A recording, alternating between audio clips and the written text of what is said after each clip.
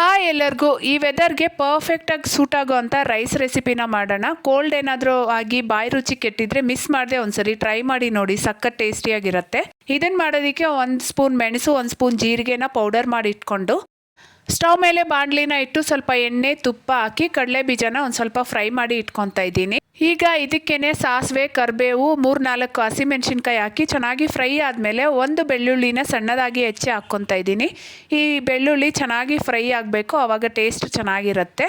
ಈಗ ಪೌಡರ್ ಮಾಡಿ ಇಟ್ಕೊಂಡಿರೋ ಮೆಣಸು ಜೀರಿಗೆ ಪುಡಿನ ಹಾಕ್ಕೊಂಡು ಚೆನ್ನಾಗಿ ಫ್ರೈ ಆದಮೇಲೆ 1 ದೊಡ್ಡ ಹಿಡಿಯಷ್ಟು ಒಣಕೊಬ್ಬರಿನ ಹಾಕ್ಕೊಂಡು ಫ್ರೈ ಮಾಡ್ಕೋಬೇಕು. ಒಣಕೊಬ್ಬರಿ ಹಾಕಿದ್ರೆ ಟೇಸ್ಟ್ ತುಂಬ ಚೆನ್ನಾಗಿರುತ್ತೆ. ಹಾಗೇನೆ ಸ್ವಲ್ಪ ಹುಣಸೆ ಹಣ್ಣಿನ ರಸ ಸಹ ಹಾಕ್ಕೊಂಡು ಇದೆಲ್ಲ ಹಸಿ ವಾಸನೆ ಹೋಗಿ ಎಣ್ಣೆ ಬಿಟ್ಕೊಳ್ಳೋವರೆಗೂ ಫ್ರೈ ಮಾಡ್ಕೊಂಡಾದ್ಮೇಲೆ ರುಚಿಗೆ ಬೇಕಾಗಿರೋಷ್ಟು ಉಪ್ಪು, ಹಾಗೆ ಕೊನೆಯಲ್ಲಿ ಸ್ವಲ್ಪ ಕೊತ್ತಂಬರಿ ಸೊಪ್ಪನ್ನ ಹಾಕಿ ಚೆನ್ನಾಗಿ ಮಿಕ್ಸ್ ಮಾಡಿಕೊಂಡು ಮಾಡಿಟ್ಕೊಂಡಿರೋ ರೈಸ್ಗೆ ಗೊಜ್ಜನ್ನ ಹಾಕಿ ಮಿಕ್ಸ್ ಮಾಡಿಕೊಂಡ್ರೆ ಪೆಪ್ಪರ್ ರೈಸ್ ರೆಡಿ. ಈ ಕ್ವಾಂಟಿಟಿ 3 ಜನಕ್ಕಾಗುತ್ತೆ.